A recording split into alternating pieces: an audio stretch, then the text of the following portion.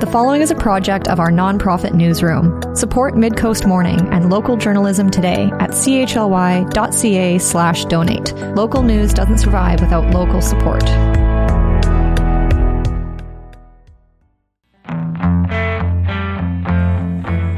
Hello and welcome to Midcoast Morning. I'm Joe Pugh. Following decades of advocacy, Hamilton Marsh near Qualicum Beach is on its way to becoming a protected area. Earlier this month, the Regional District of Nanaimo announced it had reached a conditional agreement with Mosaic Forest Management to buy 360 hectares of land for $30 million. That land includes the marsh itself, which is about 36 hectares in size, and a mature forest that surrounds it, which, if undisturbed, will reach old growth status within 150 years, according to the RDN. The purchase will require long-term borrowing of over $21 million to be paid back over 20 years. For an average Nanaimo household, it's expected that annual repayment of the cost will be around $19. To contribute to the purchase price, the RDN is looking for $7.5 million from partners including the provincial government and conservation groups. Ceri Peacey says she's spent 20 years advocating for protection of the marsh and has seen past attempts to secure the land fall through. I met up with her at Hamilton Marsh Tuesday afternoon. My name is Ceri Peacey, and I'm the president of the Hamilton Wetlands and Forest Preservation Society. And we today have made this trek out to a dock. We are having this conversation at Hamilton Marsh. Can you tell me, you've been working on this issue for 20 years. What is your story? How did you get into this? Well, in our neighborhood in Hilliers, there was a lot of logging going on, and then on this road, I saw more ribbons go up, and I knew that Hamilton Marsh was in here, and I just really started asking questions. And that's when I found out that it was the largest body of water in the French Creek watershed on which thousands of people rely. Beyond that, most prolific waterfowl brood marsh on this part of the island. Lots of red and blue listed species, very rich amphibian habitat, and dragonflies. So we gathered all the information, the studies, etc., and they are older for sure. And we created a website, and then our first thing was to lobby the RDN, Regional District of Nanaimo. And now you flash forward 20 years, there's a provisional agreement to purchase 360 hectares, including the marsh. There's a big buffer around the marsh. I know this has had a long journey in the past. There have been almosts on this, and even some almosts that maybe wouldn't have had as good an outcome for you as what is provisionally agreed upon at the moment. Yes. There have been at least 3, possibly 4 flybys to purchase this, 2 of them happening before I even arrived. And the last one that fell through in 2009, I believe it was 2009, I was absolutely beyond devastated because we were so close. And it took me a while to recover. And then, of course, because we're not officially at the table, we kind of push from behind. Then I discovered that was for the wetland and a generous buffer. And at that point, we pivoted and we said preserve Hamilton Marsh, the whole 360 hectares. So not that long ago, we kind of just barely in the wind knew that there were conversations going on. And so we doubled down, and every event that we were at, we said, if you hear there's a deal happening for the wetland and a buffer, we want you to know why that is not good enough. We need the whole 360 hectares. So when I got the call that the RDN was on the cusp of getting the entire 360 hectares, I could not believe it. I mean, I'm thrilled. I am really thrilled. And they seem to understand the conservation values out here because it isn't just for people. And it's going to be a blend of a park and a conservation area. You talked about how just the marsh area and a buffer zone wasn't enough. You need the much bigger buffer zone that comes with this 360 acres. 360 hectares.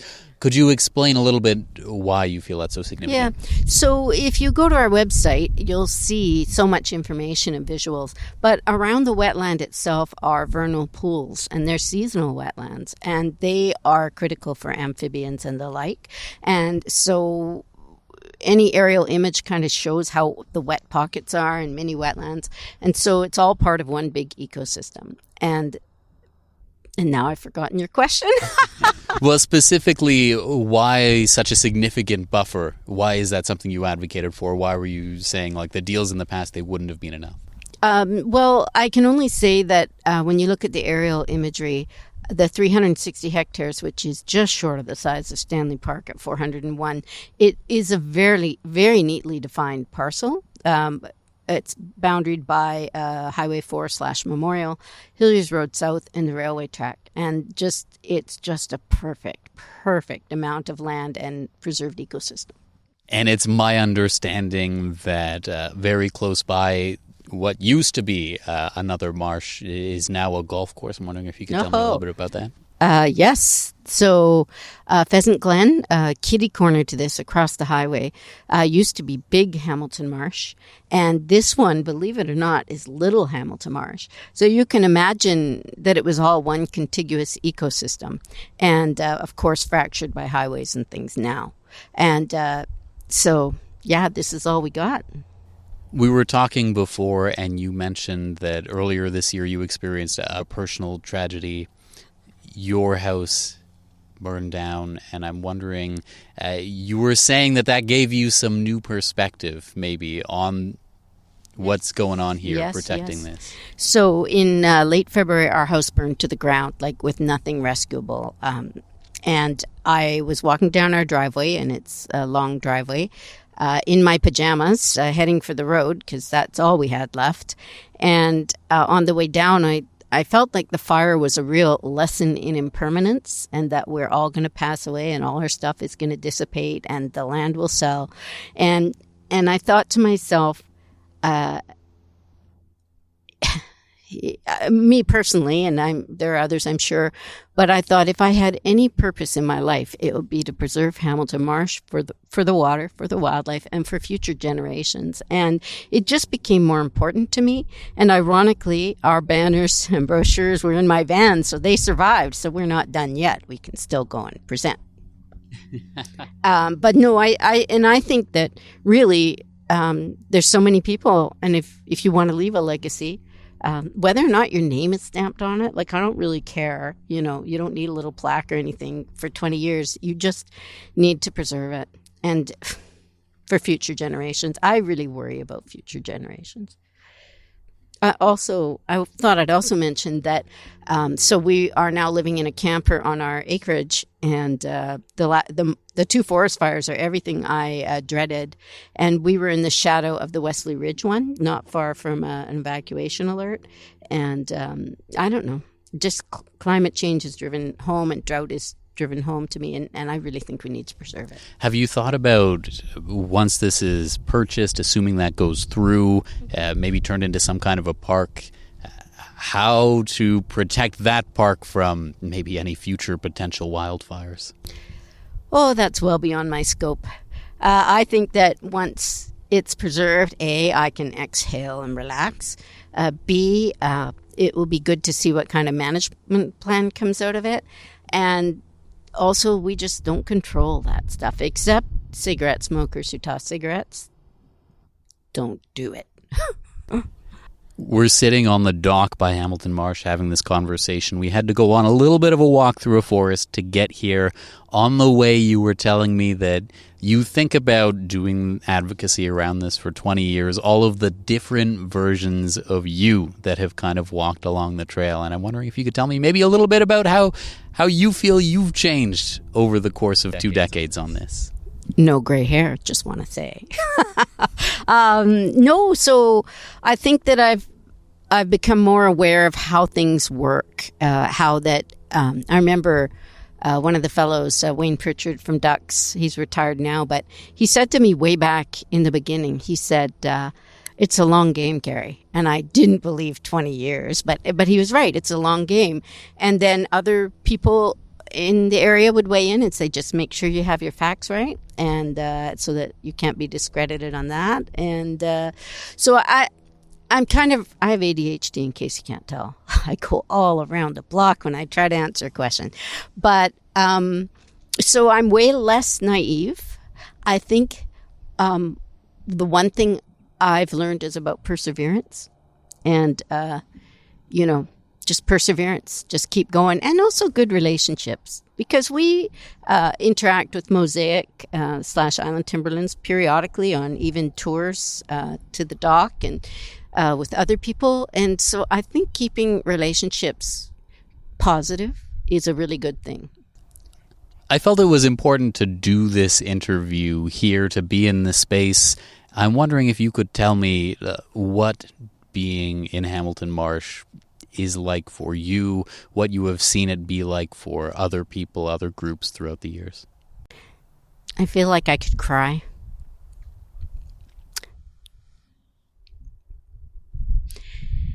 I do feel like I could cry because so many people love it, and I love it. I've loved it.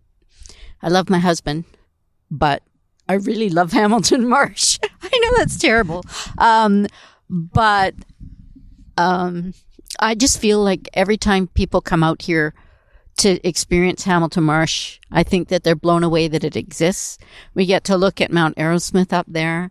The children love it on the dock, and we have annual tours, but this year we had 3, and we have a 4th one coming up on, I believe it's October 12th, the Sunday of Thanksgiving weekend. But we've had tours, and kids have become certified bug detectives. There's been bug bingo, and the funny thing is, when people come to the dock, we also almost lose the adults, because you expect them to come back up the trail, and no, they're too enthralled by what's going on down here. So I love it. I love that people love this place, and and I think it's that collective love that maybe has made this happen. Is there anything else you think it's important to share with people about Hamilton Marsh as we go through this process of seeing where the funds come from to get it purchased? I don't know why this interview just keeps making me want to cry. And but I would like to see people come out here. If you haven't seen it, go to our website and check out the map and come out and have a visit. Especially in the mornings, you hear more frog and bird life. Also, I think that we have, is it American bitterns? There's going to be a few kinds of birds migrating through here. When we do our annual tour in part of the Brant Wildlife Festival in early spring, the only bird that shows up is the Canada goose. And it just loves to make a liar of us that there are 120 species, But yeah. I'm seeing at the very least a crow over there, or some kind of bird that's not a Canada goose. So that's something. Yeah, the trumpeter swans come here too. And do you see how many dragonflies there are? Yes. Aren't they gorgeous? Yes. Absolutely. Yep. And this is also a place the swallows like to come here first thing in the spring. And I'm pretty sure we have bats. And they're all insect eaters, so that's a good thing. I think that for Hamilton Marsh, some people would come out at this time of year and think, what's so great about this? Because, it's dry grass in it and all that. It's all part of life. But come in the spring, fall, winter, you'll see something completely different. It's quite amazing that way. So there's this agreement in place to get a purchase. It's not quite over the finish line. What is your role between now and when the sale gets done? Is there still work that you're kind of actively doing on this beyond interviews and the like? Yeah, so we're going to keep trying to get the word out, especially in the media and also social media. I'm always open to guest speaking at different groups. That's something. Regarding funding, we just want to point people in the best direction to donate and just let them know how absolutely critical this is. Because if this deal doesn't complete, it's over for Hamilton Marsh. And I know I can't put in another 20 years. Even if I live that long, it's quite exhausting. But this is a must-do. They have to get that done. Ceri, thank you so much for coming to speak with me at Hamilton Marsh. Thank you for interviewing me. Ceri Peacey is president of the Hamilton Wetlands and Forest Preservation Society. Midcoast Morning is part of our nonprofit newsroom project, supported by listeners like you. Keep this program on the air by funding it today with a monthly sustaining donation at chly.ca/donate. We've got tote bags and shirts if you need an incentive. We're talking about the planned purchase of Hamilton Marsh on today's program. The Regional District of Nanaimo has a conditional agreement to purchase 360 hectares of land, including the marsh and the mature forest surrounding it, for $30 million. The Nanaimo and Area Land Trust has taken on a commitment to raise $250,000 to go towards the purchase. Executive Director Paul Chapman spoke with me in the CHLY studio. We've got this incredible opportunity to come together as a community to save Hamilton Marsh and the connected forest, which is a dream come true. I thought we'd have to fight tooth and nail to get here, and we haven't. We're here. And so here's our opportunity to really rally around and protect this 360 hectare jewel. So the RDN has got this agreement with Mosaic Forest Management in place to purchase Hamilton Marsh. What is NALT's role in all this? Well, it's a conditional agreement, and it's those conditions are based on fundraising from the coalition of organizations that will be in on the acquisition. So the RDN, has secured $22.5 million, and it's up to NALT and groups like NALT to secure the other 7.5. I know that the RDN is talking to some, provincial and federal scale organizations to see about bringing the majority of that funding. But what NALT's committed to is doing some of the local fundraising, and we've committed to $250,000. We'd be happy to gather more than that, and it's a really tight timeline. So we have to have that funding in place by the end of January. So we're looking at raising $50,000 a month, including September, which is getting near to the end of it now. So, can you help explain to me why NALT and the regional district government, why all these partners have to come together and raise $30 million why is this marsh owned by a forestry company in the first place? Yeah, well, I'll start. I'll reverse engineer this. I'll start with the acquisition price, and that's a fair market value determined by professional appraisals of the land price and the timber value. It's owned by Island Timberlands and managed by Mosaic Forestry, and they are a forestry company, and so they look at their land for the value in the timber as well as the land itself. So that it makes sense that if they're going to sell the land, that they're going to want to recoup that value. How did they come to own it? They purchased it off of another forest company, and you can trace that through a couple sort of generations of different forestry companies, and get back to the E&N land grant, which was when the land, 1/5 of Vancouver Island, and almost all of it from Courtenay to Esquimalt on the east coast of Vancouver Island was given away for the promise of building a railway. Can you tell me about where maybe this Hamilton Marsh ranks for the land trust among other areas that you could potentially acquire and protect? Where has it been on your radar leading up to this? Well, we've been involved in trying to promote Hamilton Marsh and try and build some groundswell around acquisition for 2 decades plus. It ranks right up there in the top 3 for the properties that we've are of big concern to us, with right up with Harewood Plains, Cable Bay, Hamilton Marsh. They're all of the same importance to us. It's rare that you get an opportunity to not only protect like a 36 hectare marsh, but the 360 hectares of marsh and forest that the the forest protects the marsh, and the marsh protects the forest, and the ecology and the interwoven connections of all our. It's just such a rare thing to be able to have an opportunity to protect that. Could you tell me a little more about that aspect of things? The fact that there's the marsh is 36 hectares, but there's this large zone around the marsh that's also part of this planned purchase. What is significant about that area relative to the marsh? It's maturing forest and coastal Douglas fir forest, which is the most endangered classification of forest in BC. It is has the most species at risk. It has the most population pressures applied to it.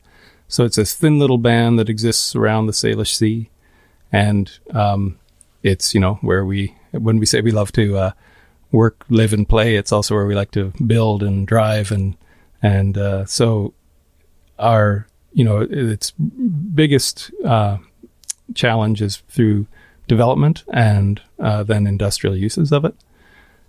And so it's not old growth. It's all been logged, but it's maturing. And, we're looking at, a stage of growth where some of those trees are really taking on that mature forest aspect. And it'd be incredible to see in 20, 40, 100 years how that forest has grown without, disturbance to it, and what species have come back to it. It's going to be it'll be a resource to us, for us all, and we'll all be able to watch it as it re-wilds itself. And it already is in a pretty great state. It's not like it's not recently logged. Like I say, it's maturing coastal Douglas fir forest. As you say there, it doesn't qualify as old growth forest. I read through a source that suggested in maybe 150 years, though, it might qualify as old growth. Yeah, I think it would be, it would qualify if it's still there. So if it doesn't catch fire, say, it'll qualify as old growth in that time. But it's not, it's not to suggest that these are, little stems. These are, big trees that, you would have to have a few folks in some of them to, put your arms around. It's not a new forest. It's a maturing forest. Earlier on, you suggested that in 150 years, this would qualify as old growth forest. If it doesn't burn down, for example, how do we ensure as a society that we're about to make this purchase, $30 million-ish? How do we protect Hamilton Marsh from wildfire risk? Yeah, and that's a tricky thing. I mean, the wildfires that we saw this summer on Vancouver Island are unlike things that we've seen before. Now, I'm only reaching back my short memory. There may well be conditions that the First Nations remember from the beginning of the first memory that are similar to the conditions we're experiencing now. But in my life, it's really unheard of to see the way that things have burned, and in past years up around Tassus, the same sorts of issues. So a good way to protect that is to allow water to fall and in its natural water balance to be taken up by the trees and the plants and to be absorbed into the ground and to fill our wetlands. And it when you walk through an intact forest, it's cooler, it's damper, and all those things are important for fighting wildfire, but also suppressing wildfire. So I think that an intact forest, especially as it takes on some of those older features, in a state of natural water balance, which that this area will allow for. We won't be trying to rush the water off of it to get it, out to sea. So we have those conditions that'll be in place with that forest and that wetland are natural barriers to wildfire. And I also think that we'll have, more control about where people are entering the area and being able to monitor that. So we'll be able to know, if there won't be fires allowed, for instance, and there won't be overnight camping allowed and those sorts of things. So it'll be, we'll be able to control how people recreate on the land that will be support keeping wildfires at bay.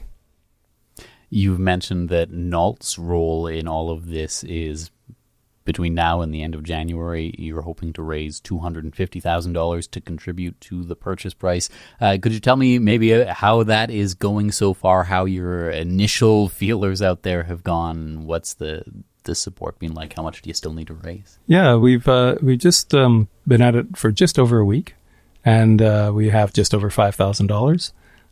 But all we've done is send out a message to our members and supporters and through social media. So we are working on arranging for some matching donations. So we'll be announcing those soon. We just have to work out the final details.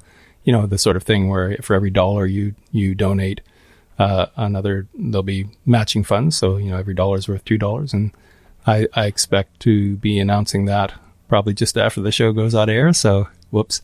But, and we'll be looking for more opportunities like that, because we really are going to, we have to raise $50,000 a month. And so we've got a week left to get to $45,000 more for this. But, you've got to be optimistic, and you've just got to keep doing it and making people aware of what we're saving. Because if you don't know Hamilton Marsh, it's really a place to get to know, and it's really a place to get behind saving.